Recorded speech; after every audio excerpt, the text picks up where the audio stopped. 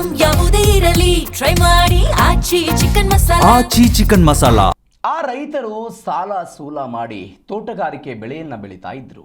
ಸಮೃದ್ಧವಾಗಿ ಬೆಳೆದ ಬಾಳೆ ಇನ್ನೇನು ಕಟಾವಿಗೆ ಬರ್ತಾ ಇತ್ತು. ಆದರೆ ಅಕಾಲಿಕವಾಗಿ ಸುರಿದ ಮಳೆ ಹಾಗೂ ಭಾರಿ ಗಾಳಿಯಿಂದ ಬೆಳೆ ತೋಟ ಸರ್ವನಾಶವಾಗಿದೆ.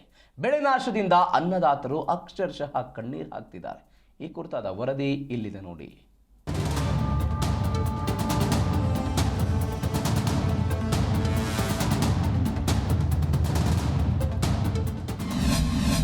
ಗದಗ ಜಿಲ್ಲೆಯಲ್ಲಿ ಅಕಾಲಿಕ ಮಳೆಯಿಂದ ಅವಾಂತರ. 4 ಎಕರೆಯಲ್ಲಿ ಬೆಳೆದ ಬಾಳೆ ಹಾಗೂ ಪಪ್ಪಾಯಿ ನಾಶ. ಸಮೃದ್ಧವಾಗಿ ಬೆಳೆದು ನಿಂತಿದ್ದ ಬಾಳೆ ತೋಟ ಏನೇನು ಕಟಾವು ಮಾಡಬೇಕು ಅಂತ ಕನಸು ಕಂಡಿದ್ರು. ಆದರೆ ಅಕಾಲಿಕವಾಗಿ ಸುರಿದ ಮಳೆ ರೈತರ ಕನಸನ್ನ ನುಚ್ಚು ನೂರು ಮಾಡಿದೆ. ಹೌದು, ಗದಗ ತಾಲೂಕಿನ ಕಳಸಾಪುರ ಗ್ರಾಮದ ನಜೀರಾ ಹಾಗೂ ಶೌಕತ್ ಅಲಿ ಪೆಂಡಾರಿ ಒಣ ಬೇಸಾಯ ಮಾಡ್ತಾ ಇದ್ರು. ಅದೇನೇ ಆಗ್ಲಿ ಅಂತ ಈ ವರ್ಷದಿಂದ ತೋಟಗಾರಿಕೆ ಬೆಳೆಯನ್ನ ಬೆಳೆಯೋದಕ್ಕೆ ಅಂತ ಆರಂಭ ಮಾಡಿದ್ರು. ಅದರಲ್ಲೂ ಈ ಬಾರಿ ಇಡೀ ಗ್ರಾಮದಲ್ಲಿ ಬಹಳ ಸಮೃದ್ಧವಾಗಿ ಬಾಳೆ ಬೆಳೆಯನ್ನ ಬೆಳೆದಿದ್ರು. ತಮ್ಮ 4 ಎಕರೆ ಪೈಕಿ 3.5 ಎಕರೆ ಬಾಳೆ, ಅರ್ಧ ಎಕರೆ ಪಪ್ಪಾಯ ಬೆಳೆ ಬೆಳೆದಿದ್ರು. ಸಾವಯವ ಕೃಷಿ ಪದ್ಧತಿಯನ್ನ ಅಳವಡಿಕೆ ಮಾಡ್ಕೊಂಡಿದ್ರು. ಹೀಗಾಗಿ ಸಾವಯವ ಗೊಬ್ಬರ ಅಂತ 4 ಎಕರೆ ಜಮೀನಿಗೆ 4 ರಿಂದ 5 ಲಕ್ಷ ರೂಪಾಯಿ ಖರ್ಚು ಮಾಡಿದ್ರು. ಅಕಾಲಿಕವಾಗಿ ಸುರಿದ ಮಳೆ ಹಾಗೂ ಗಾಳಿಗೆ ಬಾಳೆ ತೋಟವು ನೆಲಕಚ್ಚಿದೆ. ಮನೆಯಲ್ಲಿ ಚಿನ್ನವನ್ನ ಅಡವಿಟ್ಟು ಕೃಷಿ ಮಾಡಿದ್ವಿ. ಮಳೆಯಿಂದ ಹೀಗಾಗಿದೆ ಅಂತ ರೈತ ಕಣ್ಣೀರು ಹಾಕ್ತಾ ಇದ್ದಾರೆ. ನಮ್ದು ಇರೋದು 4 ಎಕರೆ ತೋಟ. ಆ ತೋಟದೊಳಗೆ ಪ್ರತಿ ಸರಿ ಕೃಷಿಯನ್ನು ಬೇರೆ ಇವು ತರಕಾರಿಯನ್ನು ಬೆಳಿತಿದ್ವಿ, ಮೆಕ್ಕೆಜೋಳ ಬೆಳಿತಿದ್ವಿ. ಆದರೆ ಆ ದುಡ್ಡು ಕೈಗೆ ಹತ್ತಿದ್ದಿಲ್ಲ. ಈ ಸರಿ ಏನೋ ಒಂದು ದೊಡ್ಡ ಪೀಕ್ ಮಾಡ್ಬೇಕಂತೇಳಂದು ಇಬ್ಬರು ಅಣ್ಣ ತಮ್ಮ ಮಾತಾಡಿಕೊಂಡು 4 ಎಕರೆ ಒಳಗೆ ಬಾಳೆಯನ್ನು ಹಾಕಿದ್ವಿ.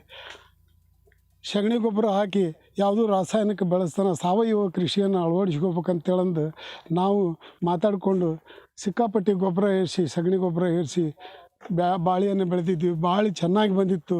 ತೋಟಗಾರಿಕೆ ಇಲಾಖೆಯವರು ಬಂದು ಭಾಳ ಖುಷಿಪಟ್ಟಿದ್ರು. ಏನು ಸರ್ ಭಾಳ ಚೆನ್ನಾಗೈತೆ ಬಾಳೆ ಅಂತೇಳಂದಿದ್ರು. ನಿನ್ನೆ ಅಕಾಲಿಕ ಸುರಿದ ಮಳೆಯಿಂದ ಹಾಗೂ ಗಾಳಿಯಿಂದ ದರಿಗಳು ನೋಡಿದರೆ ಭಾಳ ನೋವು ಅನಿಸ್ತೀವಿ ಸರ್ ನಮಗೆ. ಇನ್ನು ಈ ಇಬ್ಬರು ಅಣ್ಣ ತಮ್ಮ ಮೊದಲ ಬಾರಿಗೆ ಈ ವರ್ಷ ಬಾಳೆ ಬೆಳೆ ಬೆಳೆಯಲು ಆರಂಭ ಮಾಡಿದ್ರು. ಕಳಸಾಪುರ ಗ್ರಾಮದಲ್ಲಿ ಇಷ್ಟೊಂದು ಸಮೃದ್ಧವಾಗಿ ಯಾರೂ ಕೂಡ 9 ತಳಿಯ ಬಾಳೆ ಬೆಳೆ ಯಾರೂ ಬೆಳೆದಿಲ್ಲ. ಪ್ರಾಯೋಗಿಕವಾಗಿ 4 ಎಕರೆಯಲ್ಲಿ ಬಾಳೆ ಬೆಳೆದು ಬದುಕು ಕಟ್ಟಿಕೊಳ್ಳಬೇಕು ಎಂದಿದ್ದ ಈ ಅಣ್ಣ ತಮ್ಮನ ಕನಸು ನುಚ್ಚುನೂರಾಗಿದೆ. ಯಾಕೆ ಅಂದ್ರೆ ಬಾಳೆ ಬೆಳೆ ಮಳೆಯ ಆರ್ಭಟಕ್ಕೆ ಸಂಪೂರ್ಣ ಸರ್ವನಾಶವಾಗಿದೆ. ಪಪ್ಪಾಯಿ ಕೂಡ ನಾಶವಾಗಿದ್ದು ಈ ರೈತ ಸಹೋದರರು ಕಣ್ಣೀರು ಹಾಕುವಂತಾಗಿದೆ. ನಡು ನೀರಲ್ಲಿ ನಿಂತಿರುವ ನಮ್ಮ ಕುಟುಂಬಕ್ಕೆ ಸರ್ಕಾರ ಸ್ಪಂದಿಸಬೇಕು. ಇಲ್ಲದೆ ಹೋದ್ರೆ ನಾವು ಬದುಕ್ತೀವೋ ಇಲ್ವೋ ನಮಗೆ ಗೊತ್ತಿಲ್ಲ ಅಂತಾರೆ ನೊಂದ ರೈತರು. 4 ಎಕರೆ ಬಾಳೆ ಹಾಕಿದ್ವಿ. ಅದರೊಳಗೆ ನಿನ್ನೆ ಮಳೆಯಾಗಿ ದೊಡ್ಡ ಅನಾಹುತ ಆಗಿಬಿಟ್ಟೈತೆ ರೀ. ಅದ್ರ ಮೇಲೆ ಸಾಲ ಸಮಧಿ ಭಾಳ ಅನಾಹುತ ಆಗೈತಿ. ಭಾಳ ಸಾಲ ಮಾಡಿದ್ವಿ ನಾವು. ಬಂಗಾರ ಒತ್ತಿ ಇಟ್ಟು ಮಕ್ಕಳು ಮರಿನೂ ಎಲ್ಲ ಸಾಲ ಭಾಳ ತ್ರಾಸ ಅಂದ್ರೆ ಭಾಳ ತ್ರಾಸ. ಎಲ್ಲ ಮನ್ಯಾಗ ತೊಗೊಂತ ಕುಂತು ಬಿಟ್ಟಾರ. ಪೂರ ನಾಶ ಆಗಿಬಿಟ್ಟೈತೆ. 2 ಎಕರೆ ಪೂರ ಬಾಳೆ ನಾಶ ಆಗಿಬಿಟ್ಟೈತೆ ರೀ. ಅದಕ್ಕೆ ಅದು ಒಂದು ಏನು ಅದಕ್ಕೆ ಸರ್ಕಾರ ಒಂದು ಏನಾರು ಪರಿಹಾರ ಮಾಡ್ಬೇಕಂತ ನಾವು ಕೇಳ್ಕೊಳಕತ್ತೀವಿ ರೀ.